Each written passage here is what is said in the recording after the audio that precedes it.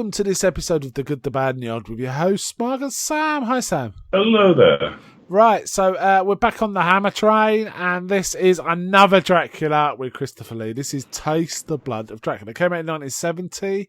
Hammer were clearly loosening the reins a bit. It was a bit more saucy, a bit more violent. It was all that. Directed by Peter Sasdy, from a script by Anthony Hines. Anthony Hines is often a producer on these things. Yeah. Interestingly, he didn't produce this one, but he did write this script. And I understand it was intended not to be Christopher Lee. It was intended to go a different way, but the American distributors should put their foot down and say, no way, we are not having this film if it doesn't have Christopher Lee. So they had to kind of swap things around to get Christopher Lee. It was intended to be another vampire based on, what's his name? Lord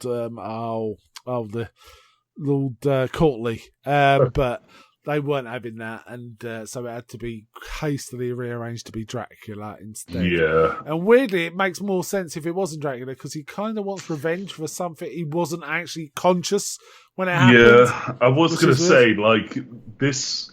I was going to sort of save it for later, but this doesn't feel like a Dracula film. This feels like a sort of devil worship film that they put Dracula in. Yeah. So. It does. It feels a bit like the, in the Hellraiser series, the later ones, it just feels like, oh, we got a detective story, how can we get Pinhead in it? It's a bit like that, right?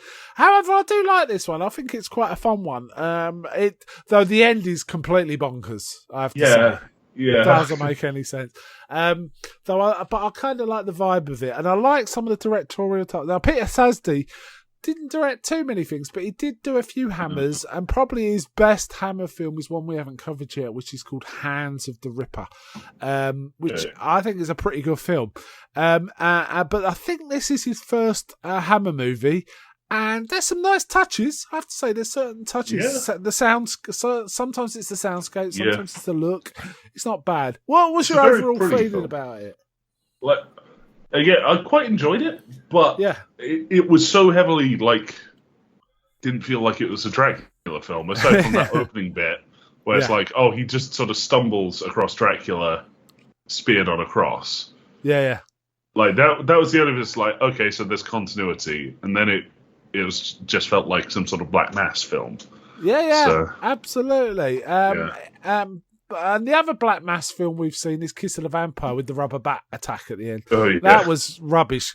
This did it much better, I think, that kind of thing, actually. This is Roy Kinnear. He's travelling across Eastern Europe. He's like he's a salesman or something, an entrepreneur. Yeah. And he's flogging knickknacks. He tries to flog something to two blokes on a coach, but one of them's a bit mad or something. One of them lunges for him and knocks him out the car. Yeah, knocks him out the coach. And he's wandering around in this Transylvanian woods in the dark, and suddenly there's this weird wailing noise, which was quite creepy. I quite like the sound effects. And if that was Christopher Lee screaming, it didn't sound like him. No, it was some weird, unearthly screams. And I like Roy Kinnear. He's kind of always fun. He's a good comedy actor, but he does sweating a nervous bloke quite well, right?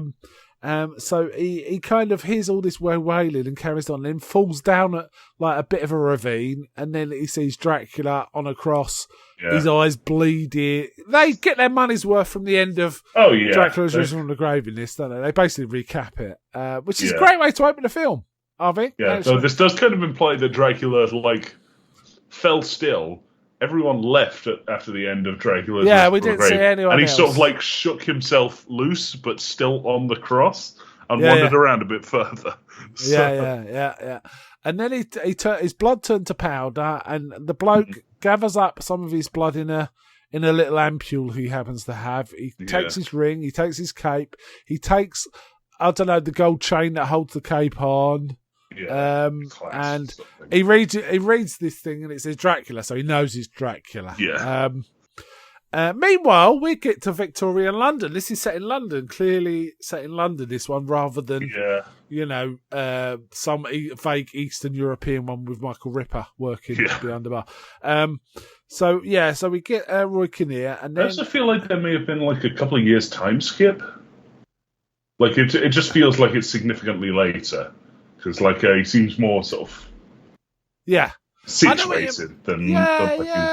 It's maybe it's just the fact it's in London, and London's probably a bit more advanced than like the middle of Germany or something, Transylvania, or whatever. It could be that, because you kind of get the implication it might only be a month or a year after. Anyway, we see 3 upstanding men. Who go to church, who've got families, very strict with their families. Got a charity, they're very strict with the family. The guy shouts at his daughter for talking to a guy. So. Calls her all sorts of names for talking to a guy. Accuses her of throwing herself out. This is played by Linda Hayden, who's a bit of a genre actress. She was probably most famous in horror movies of this time for being the leader of like this cultish group of kids in the film Blood on Satan's Claw. She plays a character called Angel. She's very good, and she's not bad in this. She's she's dressed up to look older. Is that one a Hammer film? No, it's not a Hammer film. I don't think we've ever. It sounds like a Hammer film. It does, but it isn't a Hammer film. It's kind of an interesting, It's one of the famous 3 ones that they could talk about the Holy Trinity of folk horror, and those are Wicker Man, Blood on Satan's Claw, and Witchfinder General. Yeah. Right, so that is one of those. Anyway, so these 3 men, one of which is played by Peter Sallis, which made me laugh because he's Wallace from Wallace and Gromit. I don't know if you recognise the voice. He does the voice of Wallace. And he's also like one of the main characters in this terrible comedy that's been going for so many years on British television called Blast of the Summer Wine. Where 3 old blokes just tit about in the Yorkshire moors, and oh god, this show's been going for so long, and it isn't good. So you know how Golden Girls is a show about women being old, and like it's an old show about women being old, and they survived until very recently. Yeah, same sort of thing. It was an old man in 1973 when it started, and it's still Unfortunately, Peter Sallis passed last year, but he lasted a long time, and it's just weird seeing him in like another sweaty kind of character. That's like 5 years ago, right? So they claim to do charity work in the evenings, but actually they're going hopping between brothels, basically. They're whoring, and they're doing everything they're accusing everyone else of. Yeah, they go into a bar, and we see lots of boobies in this film. They're not shy about showing off the boobies in this film. What a very mature way to address it. Yeah, well, that's what they're doing. Old lurid film, there's boobies. So they go into a pub, which is properly, riotous, and then go into the back rooms, and it's basically there's all these prostitutes, scarlet women, all these dressed up women ready for them, but they're like, "Oh, I'm so bored of this." It's like, what? And they're with these girls. This indulgence is just not enough. Yeah, they're with these girls. One of which is played by Madeline Smith, is also a Hammer stalwart in many respects. You see her in a lot of bit parts from now on. We'll be seeing a lot of her. She's quite a famous actress. She was in a lot of TV. She's very attractive. And she was also in the beginning of Live and Let Die. She was like, the woman that Bond was kissing, and then he used his magnetic watch to unzip her dress. And that one, that's her. Wow. That's her. She's in this. But then some bloke comes in, played by Ralph Bates, called Lord Courtley. Now he's a proper, stroppy, rich bloke. Oh yeah, but he's got no money. A spoiled kid. He's got no money, but apparently the prostitutes love him enough that they pay him to come over. They pay him and look after him, and the brothel runner is like this slightly effeminate bloke. Who that actor's been in lots of things. Again, he's quite good. I can't remember his name. He's a Scottish actor, but he's got his head weirdly shaved, so he looks bald. And I don't think he's kind of like what's his name from Rocky Horror? Frankenfurter. Not Frankenfurter, but the butler guy. What's his name? Riffraff. He's a bit raffy, but he's kind of made up. He is made up, but he just looks a lot like Riffraff. Yeah, and he obviously doesn't run the place with an iron hand because the girls just ignore him, and he's going, "Oh, gentlemen, I've got a lovely treats for you," and all this. Anyway, Lord Courtley, Ralph Bates comes marching in. Now, Ralph, just so you know, for context, Ralph Bates was kind of who Hammer was thinking might take over the reins of both Christopher Lee and Peter Cushing. Right, okay. Let that sink in. However, he's a good comedy actor. I've seen him in lots of things. He's a very good comedy actor.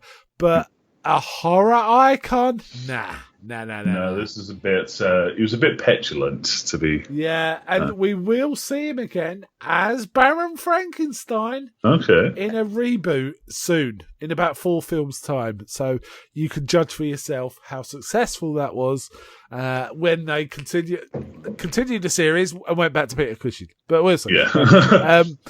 So Lord Courtly, and he's kind of a pouty, stroppy dude, and he bursts in, even though the sort of slightly effete milk toasty brothel runner will say, no, I can't let you go in, these are my best customers. He just marches in and just kind of snaps his fingers, and one of the girls who's with one of the blokes runs over to him and he goes off with her. And it's like, who was that? You know, these guys should be pissed off, and they are proper. One of them in particular is proper grumpy. They think, who's this man? I think they're more just kind of put out. Like they're not like angry. They're just sort of like, oh, I wasn't really that interested in the prostitute anyway. So yeah, not that bothered. And they do find out that Lord Courtly was disinherited by his father when he was caught doing a black mass. He has not a penny on him, so he has no money. Yeah. So, for some reason, because they're so bored of, horrid and stuff, they say, let's see what he's got up his sleeve. So they invite him for dinner and sort of ask what he wants to do. Yeah, first off, he insists that they go to a very high-end place to have dinner. And it's like, yeah, sure. Yeah, and then he starts pushing them with, like, really weird questions. He's like, are you willing to serve the Lord of Darkness? Are you okay. What? No. What the fuck are you willing to sell your soul to the devil? And he goes, what do you mean? What I say? And all this. There's all this kind of stuff, right? And the minute they're like, okay, that seems a bit silly, he's like, well, I see that I'm not welcome here. And gets something like, no, he's proper stroppy. And that's enough to make him intrigued. And he says, I promise I'll show you something you'll never regret and never forget, kind of thing. And they go and see Roy Kinnear, whose character's name is Weller, and he basically gets out the stuff and shows them, and he says, well, what about it? He goes, well, this is the blood of Dracula. And they're like, Dracula. So they all know Dracula is. They've all heard of Dracula in this film. He's not like, oh, who is this Dracula chap? There's none of that. And he says, right, you've got to meet me at this what is it, like desanctified church or something? Yeah. And then what he does is he puts the dry blood in goblets, then cuts his own hand and drips blood in it, and then it wells up into like a full goblet of hammer blood. It looks revolting. Yeah, which I feel like, why did they have it turn into a powder anyway? Yeah. They could have just have him sort of like have blood.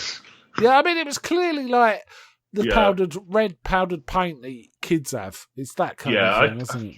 Again, this kind of leads into this was a Black Mass film and then added Dracula, because this feels more ritualistic. This feels like some sort of thing that they'd use in some sort of like fragrance thing, like a evil incense or something that they'd burn.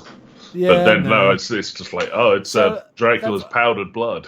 Now he says to them, drink it, and they're looking at it. Peter Silas in particular looks like he's going to throw up. And he says, "No, you drink the filthy stuff." He goes, "All right, then I will." And then old Lord Courtly drinks his bit of blood, chugs it, and then he falls down. He sort of starts like choking or screaming, and he starts rolling around on the floor. At which point, they just decide to give him a good kicking. Yeah, they just they beat him to death. They beat him to death. I was like, why are they doing that? There was no real reason. They could have just... this is too weird, I'm leaving. Yeah. But no, let's beat him to death while he's choking on Dracula's blood. Well, he's seen too much. And then, don't they stab him at some point? No, they just keep beating him till he's dead. They properly kick him, punch him, everything.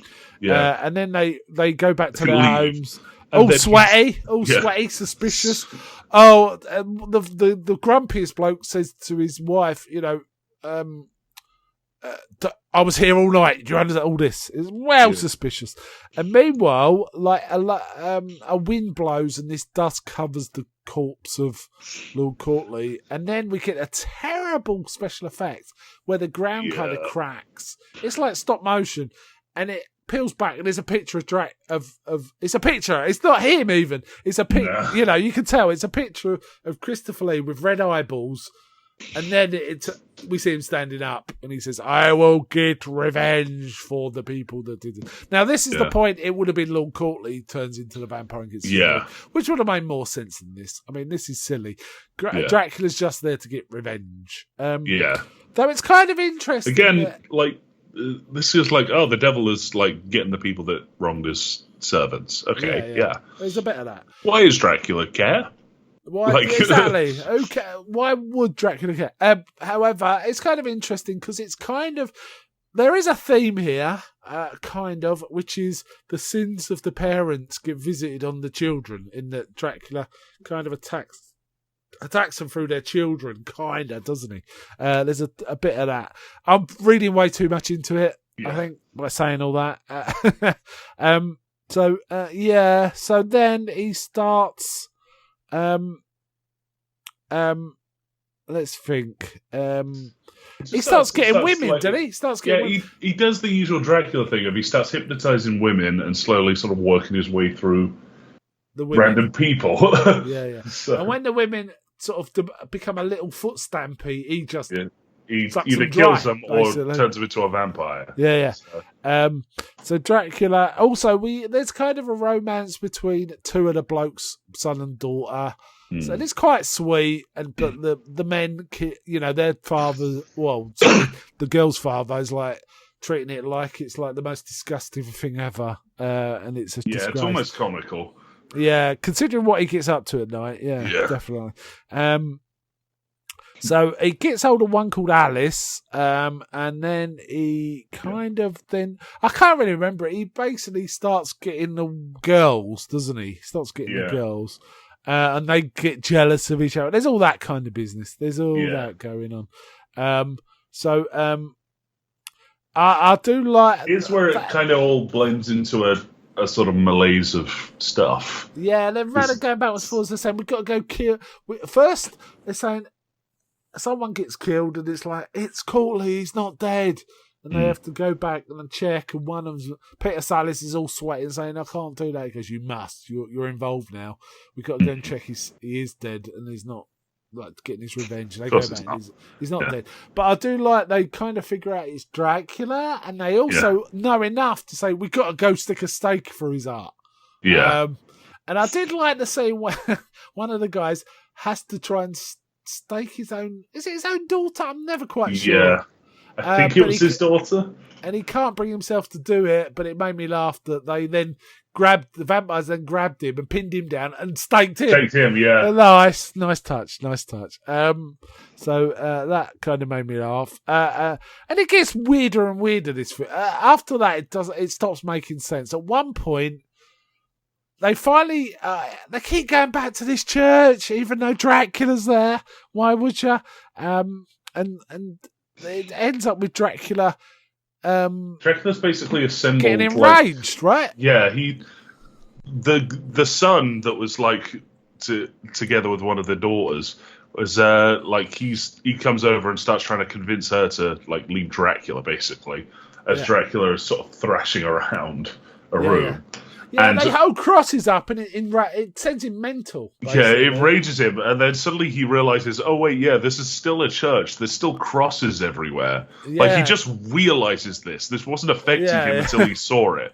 He didn't know. And then he sort of throws himself around the room and dives out a window. He climbs up. He starts climbing up the walls, and he starts ripping the pipes out of a church organ and throwing them across the room. It's really weird. Yeah, and then he gets to the top. He looks at a stained glass window and there's a cross. And he's like, punches through it. And the sun's But it's there. day, so the sun immediately burns him. So, what a stupid Dracula. Yeah. I like Chris Lee in this. He's giving it a bit. It's properly. I've never seen Christopher Lee overact so much. I don't think. I mean, I know he can chew the scenery a bit, but bloody hell, this was a proper. Oh yeah, you got to thrush around with a rubber monster kind of act. It was a bit like that kind of thing. So yeah, okay. I'm trying to think if there's any other characters in it. Oh, Michael Ripper is in this as a comedy copper. I've just remembered, but only very briefly. So the Ripper is in this. Completely did not remember him at all. I don't remember a police presence in this. Yeah, I mean, I think he's on it. I think 2 scenes, total of maybe less than a minute. I mean, it's ridiculously short. At one point, he's saying to his player, "Are you trying to tell me my business?" It's all that nonsense, right?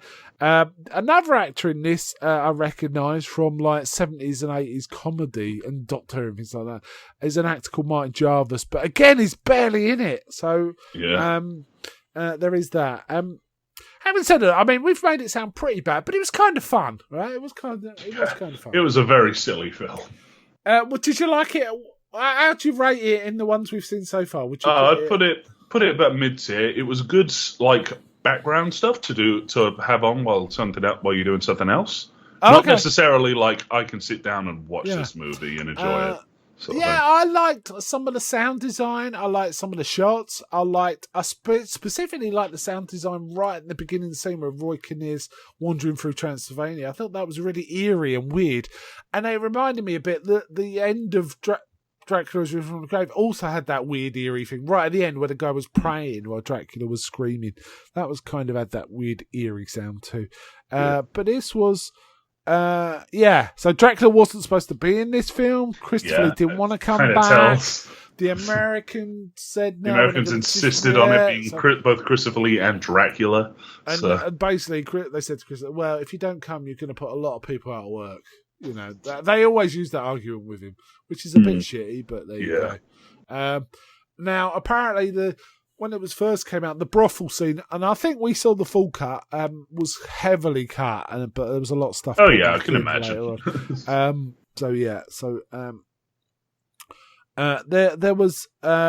There was all sorts of other subplots going on. Apparently, that they decided to cut, like people biting other people, and more vampires appearing, because it just got a bit silly. Why don't you want to cut people biting people in a vampire movie? Yeah. Like, it's feeling like, oh man, I'm just going to eat this spicy food. Oh, it's spicy. Oh no. Yeah. It's a bit of that. It was weird how they thought Ralph Bates would be a good replacement for Christopher Lee or Peter Cushing, to be honest. I really like him as a comedy actor, but a horror icon? No way. Absolutely no way. It's got quite a good rating, this, in various places as well, this one. I quite liked it because it kind of went for it. It didn't mess about. It wasn't boring. I mean, I think of the ones we've seen so far, the worst one by far is probably Dracula Prince of Darkness, because that's so dull. And unfortunately, all the ones without Van Helsing never going to be great, right? Yeah. It's just, that's the way it is. Dracula needs someone to play off of that he, cares about. He doesn't. Yeah. He has not given a shit about any of the characters in the past couple of films. Yeah, I mean, we've got one more Dracula before Van Helsing finally comes back, but he is in the last 3. So we do. It's different variants of Van Helsing. It's ancestors of Van Helsing. So it's Van Helsing family, and it's always Peter Cushing. So that's good. Yeah. Right? But we got one more to watch before we get back to Van Helsing. They do. Why they didn't bring back Van Helsing, I do not know. It seemed so weird that they. I mean, I have to say, I did kind of like the priest in Dracula Prince of Dracula Has Risen from the Grave, and Dracula Prince of Darkness. That was Father Sandor, wasn't he? Yeah. He was the best thing about Dracula Prince of Darkness, in my opinion. Yeah. And I quite like the Monsignor in one of the priest characters in Dracula Has Risen from the Grave. We don't have none of that in this. It's just blokes running around with Dracula, really, isn't it? It's all that. Yeah. But yeah. So you put it sort of mid-tier, yeah? It wasn't great, but it was better than Dracula. I think I like this. Sorry. I can't even remember all the names now. Dracula Has Risen from the Grave? Yeah, Dracula's Risen from the Grave was shot better, There was a lot of like better looking scenes, but this was just, I think, a bit of a better story. Yeah, this was punchy. Because I feel like it wasn't supposed to be a Dracula film. That may have something more to do with it. Very weird. Yeah, so a fun Hammer though, a fun Hammer all round. And we're getting into we are now in late stage Hammer where they're losing their market, right? Because the likes of The Night of the Living Dead are coming out, and in a couple of years we're going to have The Exorcist, The Detective Chainsaw. They really will struggle to compete with those kind of films, won't they? Rosemary's Baby, things like that. And they're still having this goofy vampire stuff going on. They still kind of got the market, but they really start experimenting heavily from about this point on, and that makes it more interesting. And in fact, our next film is going to be we're back to dinosaurs. Cool. So we're back to dinosaurs on the next one. Oh no, sorry, we got a Dracula film, then we're back to dinosaurs. My mistake. We got another Dracula film, but I think you'll like that one because it's short, okay, yeah, and extremely violent. Ridiculously violent for some reason. They just went a different way with it. But yeah, we'll see. Okay, let's rate it. What would you rate this one? I'd rate this probably about a 6.5 sort of thing. 6.5. Yeah. I'd say I'll give it a 7. I think it's my third favourite so far. I definitely like the first Dracula and Brides of Dracula way better than this. But I like this a bit more. Oh yeah, Brides of Dracula is my favourite of I think that's these my Hammer favourite, films. Actually, yeah. And weirdly, no Dracula as well. But it's so good. But I'd rate this third, and then probably Dracula Resurrection to go fourth, and then way down Dracula Prince of Darkness. I'm not a fan of that film at all, although I do like Father Sandor quite a lot. All right then. Let's wind it up there, and we'll come back in maybe about a month and cover another Hammer. Okay, so bye from me. Bye.